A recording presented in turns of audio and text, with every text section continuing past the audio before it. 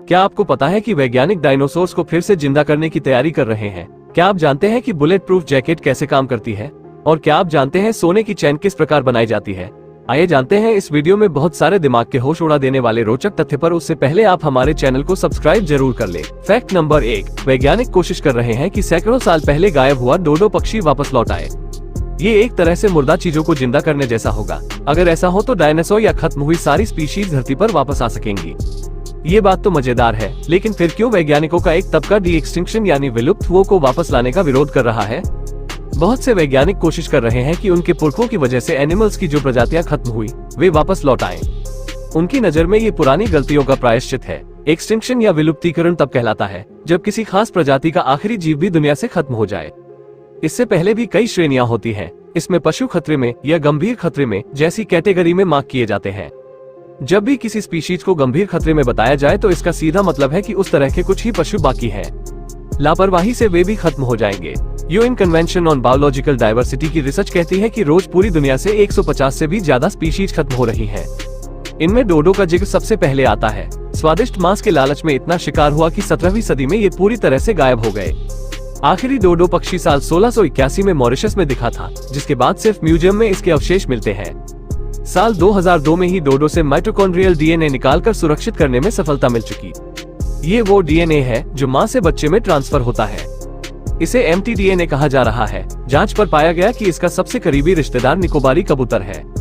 Gene तकनीक की मदद से कबूतर के जीन्स में बदलाव लाकर उन्हें ही डोडो पक्षी में बदल दिया जाए। वैज्ञानिक जीन एडिटिंग से नई तरह की कोशिकाएं बनाकर उसे दूसरी चिड़िया के अंडों में डाल सकते हैं। इससे शायद ये हो सके कि नए जन्मा बच्चा आगे चलकर डोडो जैसे पक्षी को जन्म दे।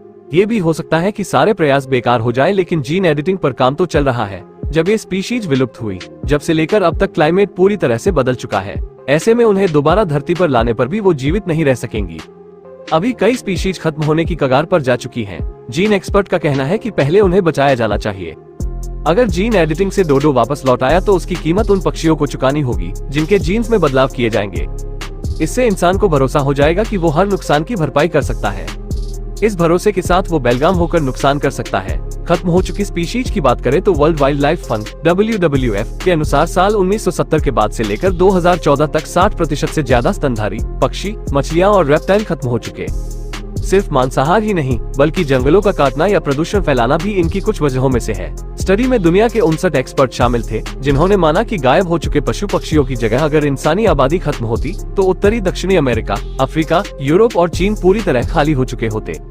फैक्ट नंबर 2, हमारे यहाँ एक ही परिवार में शादियां वर्जित हैं, क्योंकि ऐसा माना जाता है कि इसके परिणाम बहुत बुरे हो सकते हैं। इसका जीता जागता उदाहरण अमेरिका में देखने को मिलता है। दरअसल साल 1975 में एक दुर्लभ त्वचा की विकार ने डॉक्टरों को आश्चर्यचकित कर दिया था, जब एक बच्चे के जन्म के बाद उसका रंग नीला पड़ गया था। उस नीले रंग की वजह से वो बच्चा और उसके कुछ रिश्तेदार स्मर्फ जैसे दिखने लगे थे। उस बच्चे के परिवार को फुगेट परिवार के नाम से जाना जाता है। इसी परिवार के सदस्य हैं बेन स्टेसी, जो 37 साल के हैं। उनका अनोखा रूप उन पीढ़ियों की इनब्रीडिंग का परिणाम है जो असाधारण तरीकों से अप्रभावी जीनों को मिक्स कर देता है। फुगेट परिवार की कहानी साल 1820 में शुरू हुई थी, जब एक फ्रांसीसी अनाथ लड़का मार्टिन फुगेट और एलिजाबेथ स्मार्ट एक साथ एक रिश्ते में आए थे। मार्टिन को मेथेमोग्लोबिनेमिया नामक एक अत्यंत दुर्लभ आनुवंशिक विकार था, जो दुनिया भर में सिर्फ 0.0035% लोगों को ही प्रभावित करता है। ये विकार खून में ऑक्सीजन के प्रवाह को रोकता है, जिससे त्वचा का रंग नीला और होंठ बैंगनी हो जाते हैं। शादी के बाद मार्टिन और एलिजाबेथ के 7 बच्चे हुए, जिसमें से 4 बच्चे इस आनुवंशिक विकार के कारण नीली त्वचा के साथ ही पैदा हुए थे। कहा जाता है कि अगर वे अपने ही परिवार में शादी नहीं करते तो शायद उनके बाद की पीढ़ियों को इस स्थिति का सामना नहीं करना पड़ता, लेकिन चूंकि इस अजीबोगरीब स्थिति की वजह से लोग उनसे दूर भागते थे, इसलिए वो अपना जीवन एकांत में ही बिताते थे। ऐसे में उनके बीच आपस में ही शादियां करना सामान्य हो गया। रिपोर्ट्स के मुताबिक मार्टिन और एलिजाबेथ के बच्चों में से एक जकारिया ने अपनी चाची से भी शादी कर ली थी, जबकि उनके दूसरे बेटे ने अपनी करीबी चचेरी बहन से ही शादी कर ली थी। इसी तरह जकारिया के बेटे लेवी ने भी अपनी चचेरी बहन से शादी कर ली थी, जिससे लूना फुगेट का जन्म हुआ। ये अब तक दुनिया में देखी गई सबसे अधिक नीली महिला थी। रिपोर्ट्स के मुताबिक लूना ने फिर जॉन स्टेसी नामक शख्स से शादी की, जिससे बेन स्टेसी सहित उनके कुल 13 बच्चे हुए, जो फुगेट परिवार को आगे बढ़ा रहे हैं। फैक्ट नंबर 3, भारत में मिला बेशकीमती खजाना। भारत की यह खबर आपके होश उड़ा देगी। IIT रोपर के इंजीनियरिंग के कुछ छात्रों को पंजाब की सतलुज नदी के पास रेत में एक ऐसा कीमती पत्थर मिला है, जिससे आने वाले दिनों में भारत फिर से सोने की चिड़िया बन सकता है, क्योंकि इस कीमती पत्थर को सफेद सोना कहा जाता है। इस सफेद सोने का असल नाम है टैंटलम। यह एक ऐसा मेटल है जो 150 डिग्री सेल्सियस तापमान में भी पिघलता नहीं है। जब ये हवा के संपर्क में आता है तो इसके ऊपर एक लेयर तैयार हो जाती है जिससे इस पे जंग भी नहीं लगती। टैंटलम का इस्तेमाल सेमीकंडक्टर और कैपेसिटर बनाने में किया जाता है, जो आगे मोबाइल, लैपटॉप और कैमरे में इस्तेमाल होते हैं। यही नहीं, टैंटलम का इस्तेमाल chemical plant, nuclear power plant, missile और फाइटर जेट बनाने में किया जाता है। अगर यह धातु भारत में ज्यादा क्वांटिटी में पाया गया तो भारत डिफेंस सेक्टर में पड़ोसी चीन समेत कई विकसित देशों को पछाड़ सकता है। फैक्ट नंबर 4, कहा जाता है कि ब्रह्मांड में हर वस्तु का अंत निश्चित है। पृथ्वी का अंत कैसे होगा, इस पर कई अध्ययन हो चुके हैं। पृथ्वी के अमूमन 2 तरह के अंत का जिक्र होता है। एक तो सामान्य अंत, जैसा कि किसी ग्रह का हो सकता है। सामान्य रूप से पृथ्वी सूर्य में जाकर समा जाएगी। दूसरा, ये बंजर चट्टान के रूप में अनंत काल तक अंतरिक्ष में भटकती रहेगी। वहीं असामान्य अंजाम में पृथ्वी ही सबसे पहले नष्ट हो जाएगी। वैज्ञानिकों के मुताबिक पृथ्वी पर अधिक गर्मी के कारण ये राख हो जाएगी।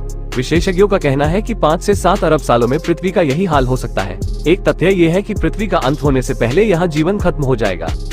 फैक्ट नंबर 5, एक समय था जब इस धरती पर डायनासोर और मैमथ जैसे विशालकाय और खतरनाक जानवर रहा करते थे। हालांकि अब ऐसे जानवर इस धरती पर नहीं हैं, पर उनके या अन्य रहस्यमय जीवों के जीवाश्म अक्सर जगह जगह से मिलते रहते हैं। इस बीच यूके के जुरासिक तट पर बेहद नुकीले दांतों वाले एक विशालकाय समुद्री राक्षस की खोपड़ी मिली है। रिपोर्ट से पता चलता है कि 2 मीटर लंबा जीवाश्म अब तक खोजे गए अपनी तरह के सबसे पूर्ण जीवाश्मों में से एक है। ये विशालकाय समुद्री राक्षस का जीवाश्म असल में एक प्लूसॉट का जीवाश्म है, जो 15 करोड़ साल पहले महासागरों में घूमने वाले प्राचीन शिकारी थे। वैज्ञानिकों का कहना है कि जानवर की खोपड़ी में 130 रेजिस्नुमा नुकीले दांत हैं, जिसकी वजह से इस जानवर को किलिंग मशीन कहा जा रहा है। प्लूसॉट डायनासोर की ही एक प्रजाति है, जो करोड़ों साल पहले क्रेटेशियस अवधि के दौरान रहते थे। फैक्ट नंबर 6, महाभारत से जुड़े 6 शहर आज भी मौजूद है। आइए जानते हैं इनके बारे।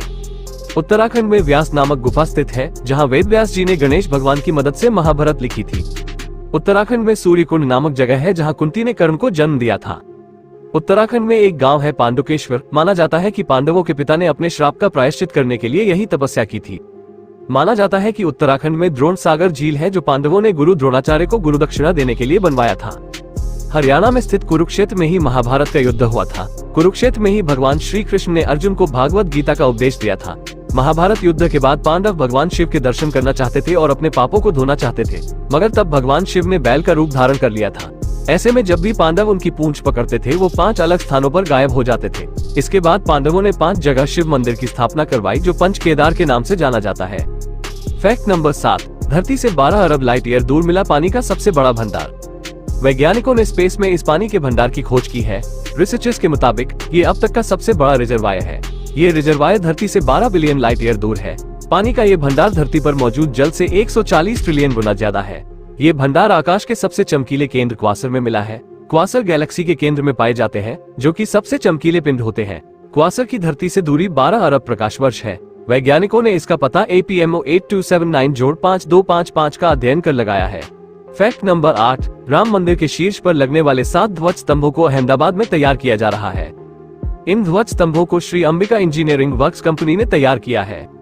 कंपनी के MD भरत मेवाड़ा ने कहा, हम 81 वर्षों से शास्त्रानुसार ध्वज दंड बनाते आ रहे हैं। उन्होंने बताया, यह एक ऐसा एंटीना होता है जो ब्रह्मांड की ऊर्जा को भगवान के गर्भगृह तक ले जाता है। कंपनी के मुताबिक इन स्तंभों का कुल वजन लगभग 5500 किलोग्राम है, जिसमें मुख्य ध्वज स्तंभ भी शामिल है। भरत मेवाड़ा ने बताया कि 20 लोगों के स्टाफ की मदद से पीतल के ये ध्वज स्तंभ तैयार किए जा रहे हैं। स्तंभों का वजन काफी ज्यादा है, इस वजह से इन्हें विशेष वाहन से अयोध्या पहुंचाया जाएगा।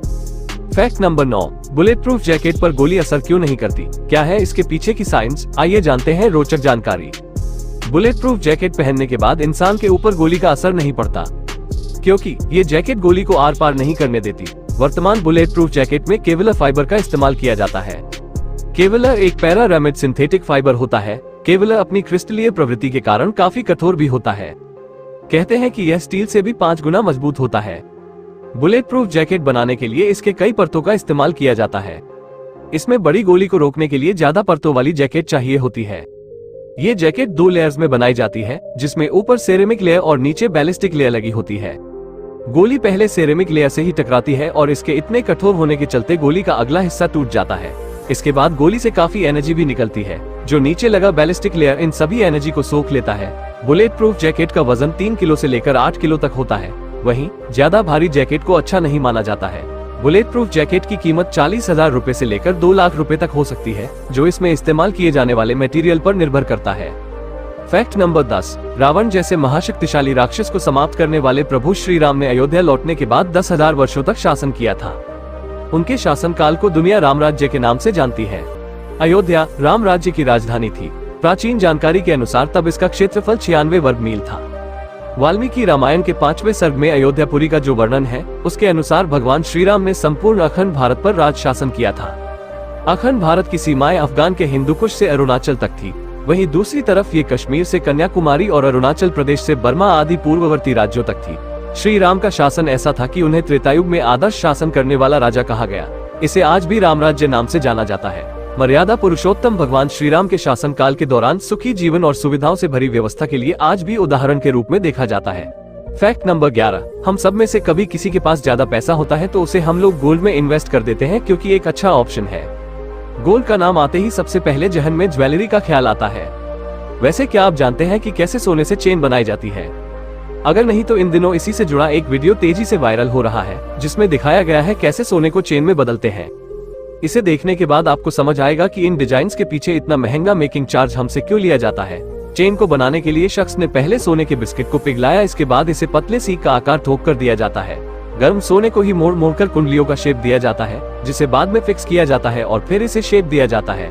चेन को तैयार करने के बाद इसे अच्छे से ट्विस्ट किया जाता है ताकि उसकी मजबूती को चेक किया जा सके। इसके बाद इसमें शाइन लाई जाती है। प्लीज सब्सक्राइब जरूर कर ले। धन्यवाद। जय श्री राम।